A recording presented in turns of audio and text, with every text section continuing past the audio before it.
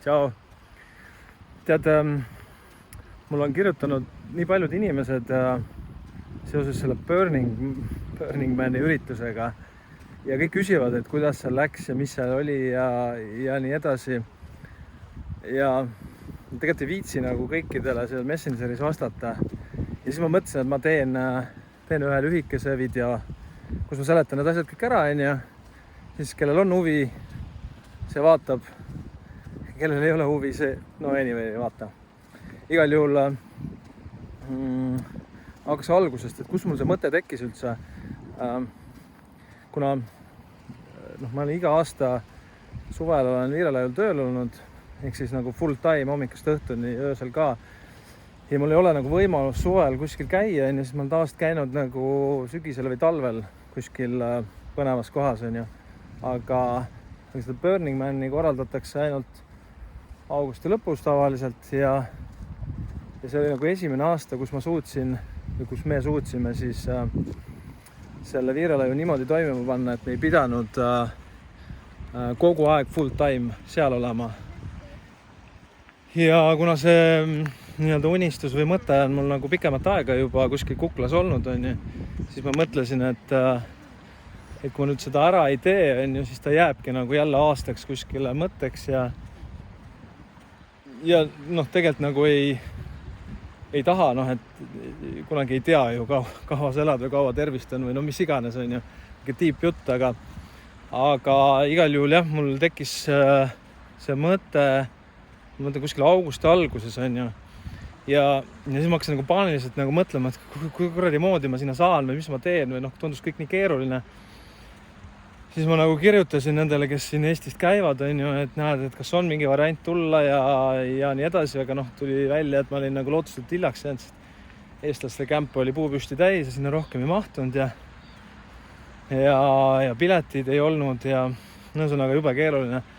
Ja siis ega mul muud üle ei jäänudki, ma hakkasin nagu netist otsima, et kuhu ma siis saan minna ja see on selline Burning Mani mingisugune Facebooki grupp või tegelikult on neid palju. Ja hakkasin neid läbi lappama ja vahest seal otsiti nagu kämpidesse uusi inimesi, et kes aitaks seda üles panna või mis iganes. Aga iga kord kuidagi jäin hiljaks selle sooviga, et neid soovijaid, kes nendesse kämpidesse tahtis, on nagu mega palju. Ja siis mul jäi silma mingi jälle järgmine kämp tuli. Selle nimi oli mingi Love Oasis Sparkle või midagi sellist oli. Järjest täpselt ei tea. Ja nemad otsivad kämpi uusi nagu rahvusvahelisi liikmeid, et osad nagu vanad kämbi liikmed ei saa tulla ja nende asemel otsitakse huvitavaid inimesi. Nii. Ja siis oli all nagu kirjas, et pane siis oma motivatsioonikiri. Ma küll nägin, et see oli nagu selles mõttes, see kämp ise oli väga värviline, vikerkaare värvides ja see kirjeldus oli ka umbes, et gei, lesbi ja transseksuaalid ja mis iganes on ju. Aga mõtlesin, et who cares, et nagu proovin ära nagu. Kirjutasin kirja, kes ma olen, kust ma tulen, mis ma teen ja nii edasi. Ja suht kohe sain vastuse, et okei, davai, lenda peale. See on okei, et seal ikka koht on olemas, siis ostsin lennukipiletid. Siis hakkasin otsima seda päris piletit, et kus ma selle pääsme leian sinna, sest kõik piletid oli välja müüdud.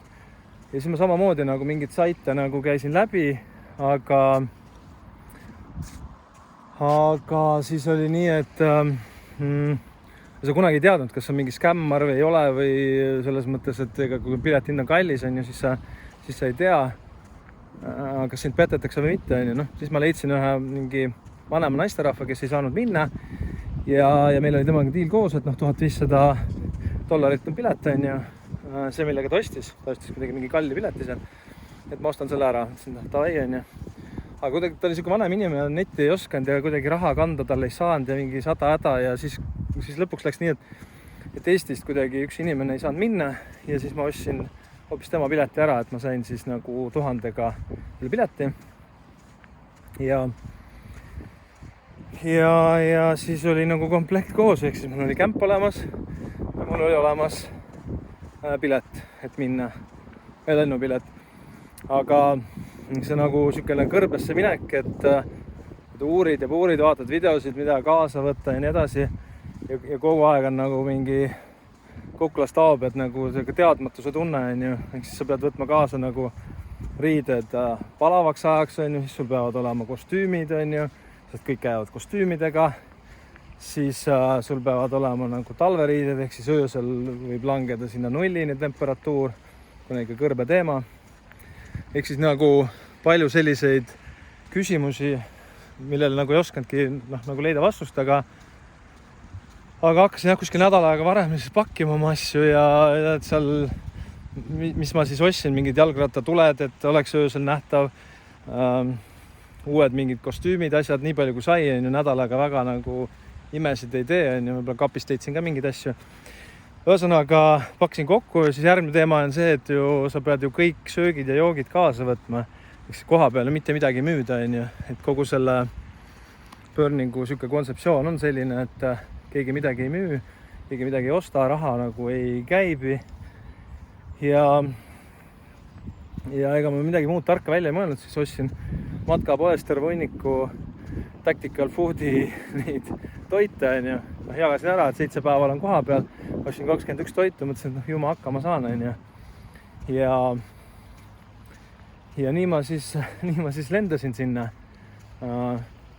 Räägin, niisugune kõhe tunne oli, aga no õnneks oli niimoodi, et kui lennuki peale sattusin, siis olid juba teised 2 Aga ja Merle olid seal vastas ja siis nüüd läbi nende sain omale USA netikaardi, on ju. Siis ma teadsin, et ma pean olema 28. ehk siis selle alguse päeval seal kuskil Riino linnas sellel aadressil ja siis keegi võtab mu peale, on ju. Ega mul muud ei olnudki, siis lendasin sinna Riinosse. Üksinda see Riino on suht siukene mõttetu kasiinolinn või tohutu suured kasiinod ja kuidagi üldse minuga ei sünkinud ja noh, siis ma seal ööbisin esimese öö ära, on ju. Teise päeva plaan oli mul siis, et ma lähen Walmarti, ostan kõik need mingid joogid ja värsked puuviljad ja snäkid ja mingid asjad kaasa, on ju. Ja siis ma seal olin, kõik oli kokku varutud juba, kilekotid ja muud asjad. Ja siis ma tundsin kuidagi, et fuck, et jumala igav on nagu, üksi on nii raske olla. Ma panin kuulutuse sinna mingi Burning Mani gruppi, et kuna mul oli mingi mega suur hotellituba, siis kas keegi tahab tulla hotelli kaasa või hotelli nagu seltsiks, on ju. Et üksi on igav. No ja siis mingid kirjutasid mulle mingid Portugali mees ja ma ei tea, kuskilt Hispaaniast mingisugune mees ja Miamist mingi vene naine ja siis lõppeski sellega, et üks need Portugali ja Hispaania mehed tulla ei saanud, on ju, aga see nii-öelda vene naine siis sealt kuskilt Miamist, kes tuli lampi kohale, et lootis piletit saada, see siis elas seal toas, on ju. Ma panin hommikul minema, sinna ta jäi, natuke hirm oli, et pärast veel hotelli toa tühjaks, aga mõtlesin, et juba on mingi normaalne inimene. Igal juhul kell 7 hommikul siis ootasin oma transporti ja voilà tuli kohale siis 2 meest, on ju, kes ilmselgelt olid geid, on ju, vanemad 50-aastased mehed ja mingisugune hullu luksi kämperiga võtsid mind peale ja olid juba ette ära ostnud mulle mingisugused joogid ja asjad, et mul oleks mõnusam olla. Igal juhul nendega koos siis tegelikult oli 3 meest, 3. oli ka ja siis nendega koos ma sinna läksin. Piletimüügid ja kõik muud asjad käisid suht lihtsalt. Jõudsime sinna kohale, aitasime kämpi üles panna ja siis hakkaski nagu Burningu elu peale. Et mis on veel väga tähtis seal koha peal on jalgratas, on ju. Ja siis selle jalgratta sain ka õnneks sealt kämpist, on ju, sest ilma jalgrattata vahemaad on nii suured, et on väga keeruline hakkama saada. Nii, ja siis hakkas mu see Burningu elu peale, et ega ma nagu ei teadnud, kuhu minna või mida teha või mida iganes, aga need, kes seal nagu koha peal olid meie kämbis, need olid hullult abivalmid ja osad olid sealt 20 korda käinud ja nii edasi, et siis ma nagu hängisin nendega ringi ja nad näitasid kohti ja kuidagi väga ägedalt sujus see, kuigi ma ütlen, et ma ju magasin telgis, mis oli maailma kõige väiksem telk ja see tolmu ja asja lendas sisse kogu aeg, et et selles mõttes oli päris keeruline see magamine, sest see madrats, mille ma ostsin, mis pidi ilgelt äge isetäituv madrats olema ja mega kerge, oligi isetäituv, aga lihtsalt ta oli nii õhuke, et nagu keeruline seal magada, onju. Aga sa teed.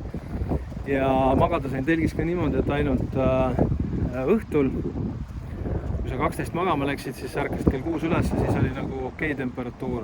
Selles mõttes magamiskotis nagu, aga peale seda läks juba päris palavaks ära, ja nüüd mõelda, et kui tahta nagu peole minna ja olla öö otsa peol, siis nagu ei saagi magada, sest et päeval läheb mingi 100 kraadi sinna telki sisse. Ja siis ma tegin niimoodi, kuna see ajavahe ja kõik asjad mõjusid ka, siis ma üldse läksingi kell 11-12 õhtul magama ja välja peole või tantsima läksin hommikul kell 6, et siis olid ägedad päiksetõusu setid ja kuidagi mulle nagu sobis nii paremini. Ja siis mul esimesed päevad olidki sellised, et kus hommikul siis päiksetõusu vaatama, muusikat kuulama ja pärast seda sõitsime ratastega ringi, vaatasime kunsti, neid artkaare ja kunstiobjekte ja mida iganes. Ja siis peale seda otsisin omal tegevusi, ehk siis selles mõttes on äge, et ma läksin nagu selle vibe'iga, et seal on kogu aeg nagu non-stop pidu ja party, aga ma praegu nagu alkoholi ei joo, et siis on nagu keeruline kuidagi olla seal, kui sa ju kogu aeg mingi muss mängib ja ainult nagu mingi peoteema on. Ja siis ma avastasin, oli see, et seal on nagu oluliselt rohkem sisu, kui on ainult pidu, kui on nagu inimesi kokku tuleb sinna 80 000, siis on nagu põhimõtteliselt igale maitsele mingisuguseid asju tehtud, et tihtilugu mu päevad siis algasidki mingi joogaga, siis ma käisin kuskil hingamises või mingid kakaod joomas, siis otsisin koha, kust pakuti lõunat, nagu ma enne ütlesin, raha nagu ei käibinud seal, et siis lihtsalt seal oli siuke raamat, raamatust vaadad aadressi järgi lähed kohale ja siis inimesed pakuvad sulle nii-öelda lõunat või hommikut või õhtut või mida iganes juua ja siis ma nagu trippisingi, kuna kõik on nii avatud meelega, ägedad inimesed, siis kuidagi süngid nii hästi, ükskõik mida sa küsid abi või kellelt või mis iganes, siis sa seda ka saad, et see flow on nagu tohutu äge, et seda on nagu ikka raske isegi hinnata, et ma räägin, kui ma tagasi tulin, on nagu siiamaani kriips kõrvuni, et siuke happy vibe on sees, et see kogemus oli nagu väga äge. Mis veel? Vahepeal hängisin eestlastega ringi, siis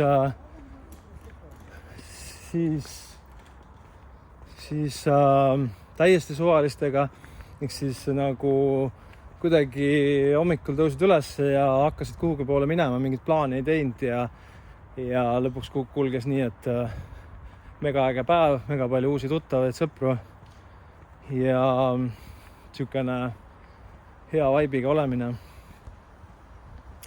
Et kes iganes küsib, kas tasub minna või mitte, siis ma kindlasti soovitan, et see on siukene, ma võiks öelda, et natuke nagu elu muutev trip, et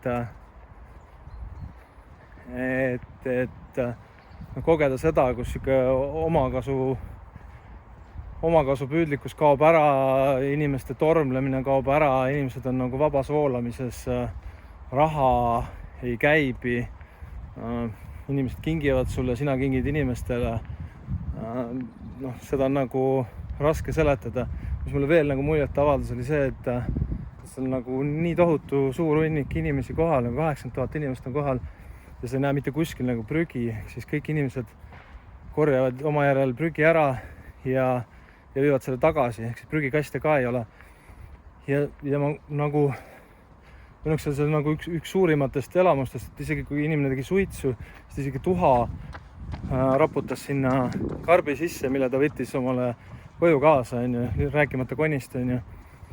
ja ma kuidagi nagu vaatan seda, et kuidas see kõik võimalik on, et inimesed on nagu, elavadki siukse takti järgi, samas kui mul on nagu suur probleem selle Viirelaiul, et iga kord, kui mingisugune üritus või pidu on, siis iga kord on nagu terve maa on konisid täis või klaase või topse või mida iganes täis, et inimestel on jumala pohhu nagu kuhu midagi kukub, on ju, siis käia korja neid konisid, ei ole väga mõnus. Ja siis on nagu, meil käib mingi, ma ei tea, 50-100 inimest. Ja siis on nagu mingi 80 000 inimest, kes nagu ka nagu pidutsevad ja on ja sul ei ole mitte midagi maas nagu. Et see tundus nagu nii mõistuse vastane, aga nii ta seal oli. Peod, kindlasti paljud, kes sinna lähevad nagu pidutsema ja need peod on nagu müstilised, ehk siis mida iganes, tuld, tossu, lasereid, värvimuusikaid, mega häid DJ-sid, kõike seda on. Aga mina natuke olin nagu teises rütmis, ehk siis mina käisin peol kas hommikul või päeval ja õhtul vastavalt nii nagu ma oma keha tundsin, et kui mul olen väsin, siis ma läksin magama, et ma ei nagu override'inud seda või ma ei sõitnud sellest üle, aga loomulikult olid ka mul omad nõrkushetked, ehk siis 2 õhtul ma ikkagi käisin väljas ja eks see kättemaks oli päris valus, sest et ta telgis magada 100 kraadiga ja sa oled öö otsa magamata. See on nagu päris raske. Jumal tänatud, et ma ei joonud, sest kuidagi see, kui ma esimesel päeval veits võtsin alkoholi, siis kuidagi seal selles palavuses alkohol kuidagi hakkab toimima nii kehvasti, et sa lihtsalt oled nagu surmväsinud ja kuidagi mulle nagu ei sobinud see. Aga võib-olla oli lihtsalt see mina, et nagu võib-olla teistele nagu on okei. Kindlasti kui ma oleks 25, siis ma nagu oleks suutnud seal 7 päeva järjest rummi ja džinni juua, aga seekord niimoodi. Vot, nii et ega ma ei oskagi rohkem midagi öelda, igal juhul mega äge kogemus. Sain nagu nii palju uusi ideid, sõpru, täiesti uue hingamise, nii et kindlasti, kellel on mõttes see mingu võib-olla kirjutada, kui huvi on, et mis nagu kaasa võtta või kuidas minna, aga ega seal nagu midagi keerulist ei ole, selles mõttes kõige esimeseks on vaja seda tahet, et minna. Teiseks osta ära lennukipiletid. Kolmandaks, kui sa telgis ei taha magada, siis sa pead ülivarakult omale vänni puukima. Ja kui sul need asjad tehtud on, siis usu mind, see pilet ja kõik need muud asjad tulevad ise. Et nii nagu see, kes mind sinna kämpi võttis, Jennifer ütles, et tead, et kui sa siia kohale tuled, siis inimesed saavad kohe aru, et sa oled esimest korda siin Burningul ja nad lihtsalt jooksevad su pikali, et aidata sind. Ja nii täpselt juhtus ka, et ma nagu täiesti usaldasin seda tunnet ja nii ta läks, et see on nagu nii lamp, et said nii ägedasse kämpi, said omal jalgratta, sind toideti, sind joodeti, said uusi sõpruna, mida sa nagu veel elult tahad. Üks soovitus veel, mida ma tundsin, nagu millest puudust, kindlasti tasuks minna kaaslasega koos, sest suur enamus on see kaaslasega ja kuidagi üksi kulgeda on võid, on ju. Mina oma elus olin sellises punktis, kus ilmselt mul seda vaja oli, aga kui ma nüüd uuesti lähen, siis ma kindlasti teeksin seda kahekesi. Eks näis siis, kas järgmine aasta Viie on nõus kaasa tulema või mitte, aga loodame parimat. Ole aga selge. Tšau!